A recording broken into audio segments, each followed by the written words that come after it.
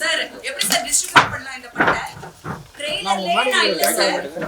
எல்லாரும் எம்ஜிஆர் போல வரணும், எம்ஜிஆர் போல வரணுங்கிறான். எடுத்த உடனே எம்ஜிஆர் போல சீஃப் மினிஸ்டர் ஆயிடணுன்றான்.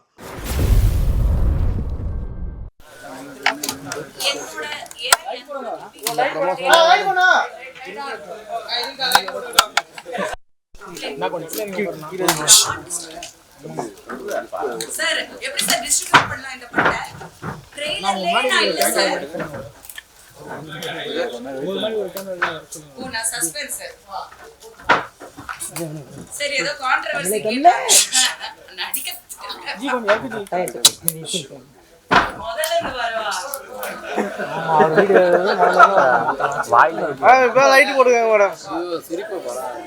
சீரியஸ்லி இந்த விஷயம் நான் சொல்லி ஆகணும். இன்றைக்கி நான் ஒரு ப்ரொடியூசர், நானும் நான் வந்து Vanitha film productions. MGR Sivaji Rajini Kamal was my 4th film. இப்போ ஒரு 5th ப்ரொடக்ஷன் போயிட்டுருக்கு. அந்த படம் வந்து கூடிய விரைவில் அக்டோபரில் வந்து அனௌன்ஸ்மெண்ட் வரும். உங்களை எல்லாரையும் அழைக்கணும். அது நான் அதனால் அதை பற்றி அதிகமாக பேசலை. பட் அதில் ஒரு சின்ன சஸ்பென்ஸ் இருக்குது. அது இத்தனை நாள் நான் சொல்லலை. Because of time is almost close.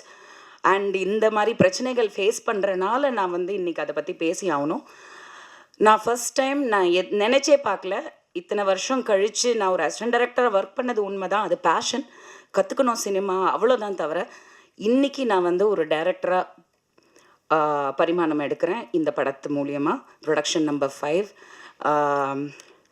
இந்த படத்தில் வந்து நான் ஃபேஸ் பண்ணது ஒரு டைரக்டராக, ஜோவிகா தான் ப்ரொடியூசர். ஸோ உங்களுக்கு புரியுதான்னு தெரில. ஆனால் ஒரு ஃபஸ்ட்டு படத்துலேயே வந்து எவ்வளோ சினிமாவை பற்றி கற்றுக்க முடியுமோ. ஏன்னா அந்த படத்தில் வந்து ஒரு 27-28 ஆர்டிஸ்ட் இருக்காங்க. எல்லாருமே சீனியர் ஆர்டிஸ்ட், எல்லாருமே பர்ஃபார்மர்ஸ், எல்லாருமே ஃபேமஸ் ஆர்டிஸ்ட்.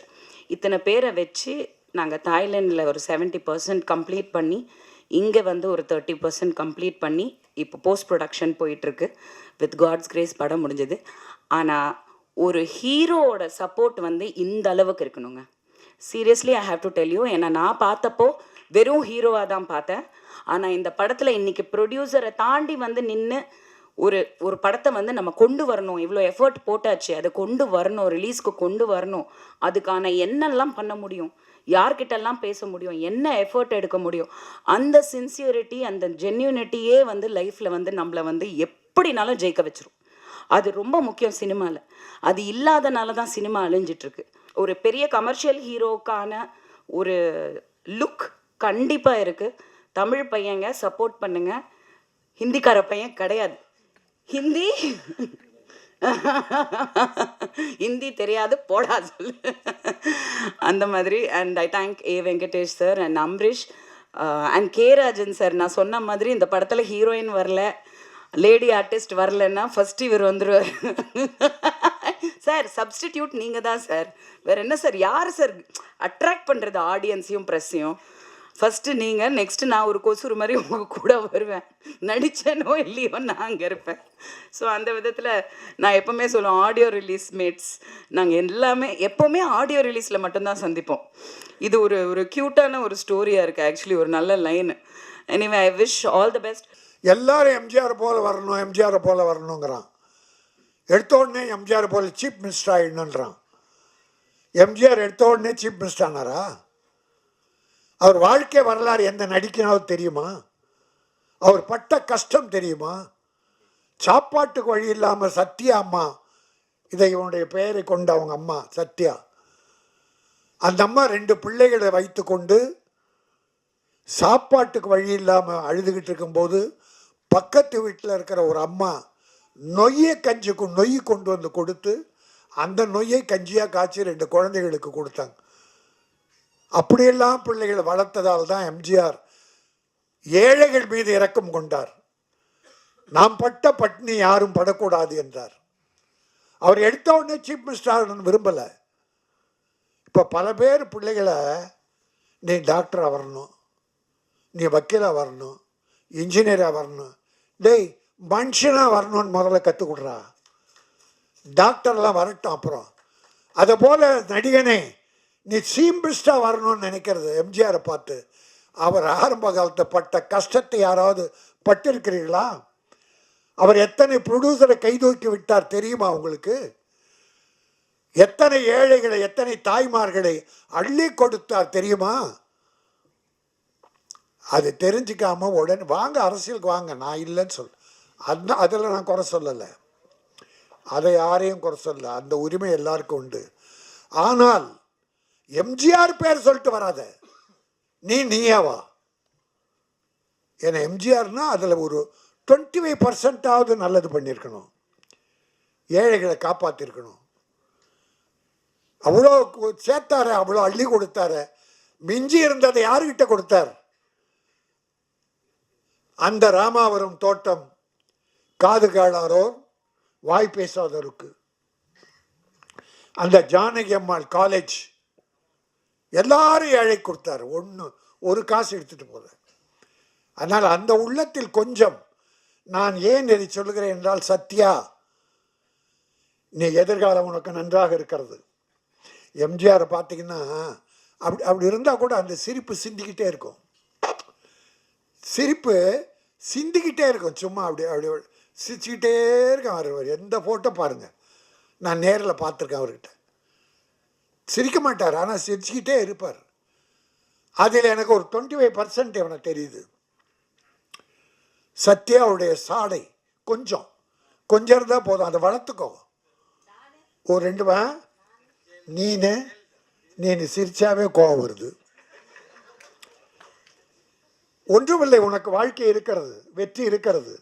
வெற்றி வந்தால் எம்ஜிஆரை போல வா, இல்லைன்னா வராத போ. ஏழைகளுக்கு உதவி செய். நீ 50 லட்சம் வாங்கினா 20 லட்சம் ஏழைக்கு செலவு. ஆனால் அந்த 20 லட்சம் திரும்பி உனக்கு வரும். அந்த ஏழை கொடுப்பான், உன் படம் பார்ப்பான். இவன் எந்த ஹீரோவுக்கு தெரியல. அது கொண்டு போய் அடிக்க உள்ளே வச்சிடறான் ரூமில்.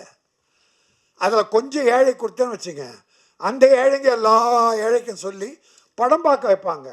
உன் வசூல் ஏறும்.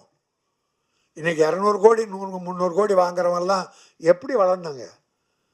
ஆனால் கொடுத்தது குறைவு, மக்கள் வந்து எடுத்தது அதிகம்.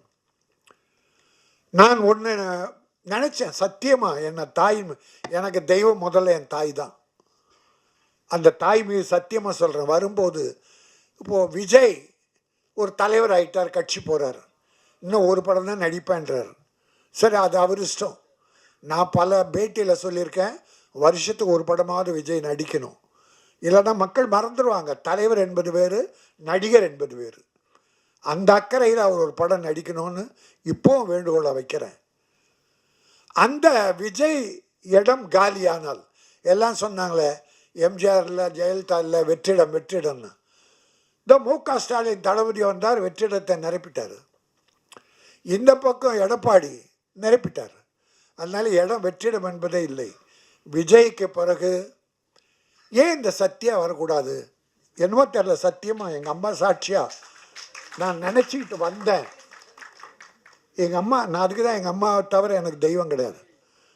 அந்த சத்தியத்தை அம்மா மேலே சத்தியமாக சொல்கிறேன். கடைசியில் பார்த்தா அது விஜய் சத்யான்னு போட்டிருக்காங்க. இங்கே வந்து பார்த்தா விஜய் அதில் இணைச்சிருக்கு. விஜய் என்பது வெற்றி. அந்த தம்பியும் பாவம் அவங்க அப்பா தயவில் கஷ்டப்பட்டு முன்னேறி வந்தது, நல்லா வந்தது, வாழ்ந்தது. இப்போ கட்சியாக இருக்குது. அது மக்கள் பார்த்து முடிவு பண்ணட்டும். நல்லது பண்ணால் ஏற்றுக்க போகிறாங்க, இல்லைன்னா ஒதுக்க போகிறாங்க. நீ மக்கள் மனதில் வாழ வேண்டும். பணம் ஒரு முக்கியமல்ல, மக்களுடைய மனதிலே இடம்பெறு. எல்லாருக்கும் நிறைய வேலை இருக்குது, எல்லோரும் ரொம்ப பிஸியாக இருக்கீங்க. அது எல்லாத்தையும் விட்டுட்டு உங்கள் டைமை கொஞ்சம் ஒதுக்கி நான் நடித்த படம் தில்ராஜாவுக்காக இன்றைக்கி எல்லோரும் இங்கே வந்ததுக்கு ரொம்ப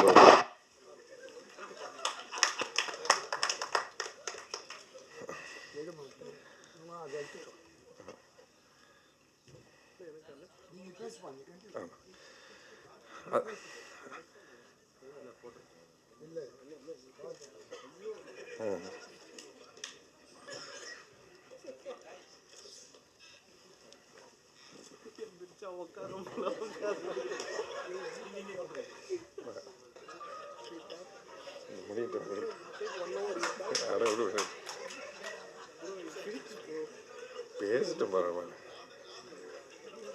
அது போய் ஒன்று கொடுங்க, அது கொடுங்க.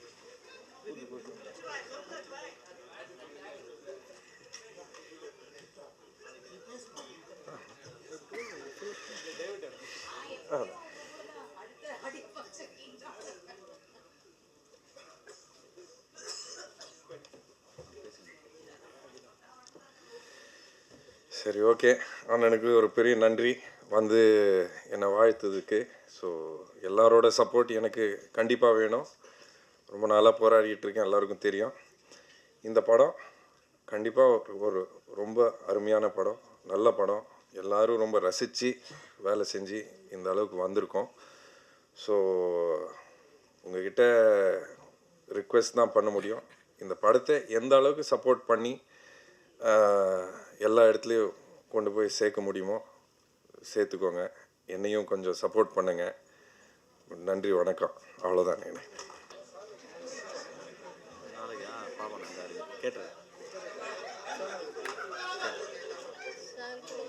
வேணாம்